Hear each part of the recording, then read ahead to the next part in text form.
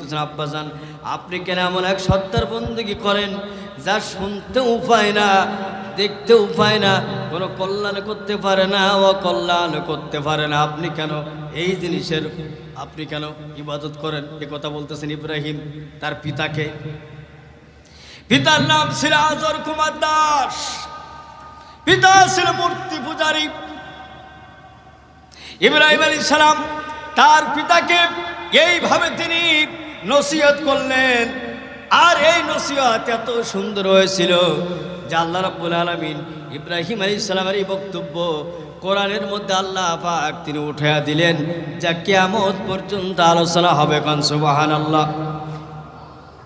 আপনাদের খারাপ লাগতেছে নাকি? তা আপনারা মনে হচ্ছে অন্য মনস্ক হয়ে আছেন। বন্ধুগণ আমার, এবার ইব্রাহিম আলাইহিস সালাম তার পিতাকে বলছেন, ইয়া আবাতি ইন্নী ক্বাদ জাআনি মিনাল ইলমি মা লাম ইয়াতিকা ফাত্তাবি'নি আহাদিকা সিরাতান সাবিয়্যা। হে আমার আব্বাজান, আমার কাছে যে জ্ঞান আছে এই জ্ঞানটা আসলে আপনার কাছে নাই। ইব্রাহিম তার পিতাকে বলতেছেন, আব্বাজান আমার কাছে যে জ্ঞান এসেছে এই জ্ঞান কিন্তু আপনার কাছে নাই, কাজে আপনি আমার অনুসরণ করেন, আপনি আমার অনুকরণ করুন, আমি ইব্রাহিম আপনাকে সোজা রাস্তা দেখাইয়া দেব। কোন আল্লাহু আকবার। সোজা রাস্তা দেখাবার মালিক কেডা? জোরে বলেন। মান আল্লাহ বলেন, وعلى الله قصد السبيل ومنها جائر ولو شاء لهداكم أجمعين।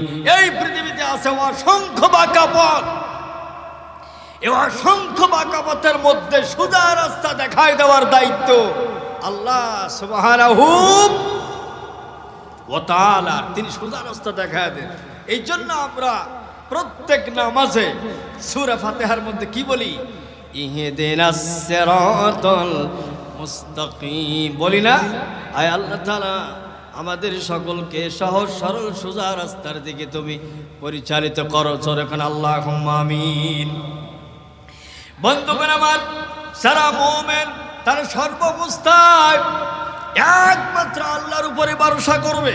কার উপর ভরসা করবেন? ভালো হোক মন্দ হোক, বিপদে পড়েন আর মুসিবতে পড়েন, আর যেটাই হোক না কেন জীবনের সর্বক্ষেত্রে একমাত্র আল্লাহর উপরেই ভরসা করতে হবে। যেটা ভালো হোক কিংবা ক্ষতি হোক কিংবা যেটাই হোক না কেন, আল্লাহ ছাড়া এই পৃথিবীর আর কারোর উপরে কোনো মুমিন এক সেকেন্ডের জন্য নির্ভর করতে পারে? যদি কেউ পারে তিনি আর মুমিন থাকে না, তিনি মুশরিক হয়ে যায়। কন্যা নাউজুবিল্লাহ। হয়তো আপনি বলবেন, যে ব্যক্তি মুসলমানের ঘরে যে জন্মগ্রহণ করেছে ওই ব্যক্তি কেমন করে মুশরিক হয়ে যায়? আপনি কি জানেন না আল্লাহ রাব্বুল আলামিন কোরআন কারীমের আয়াতের মধ্যে বলেন, ওয়া মিনান নাসি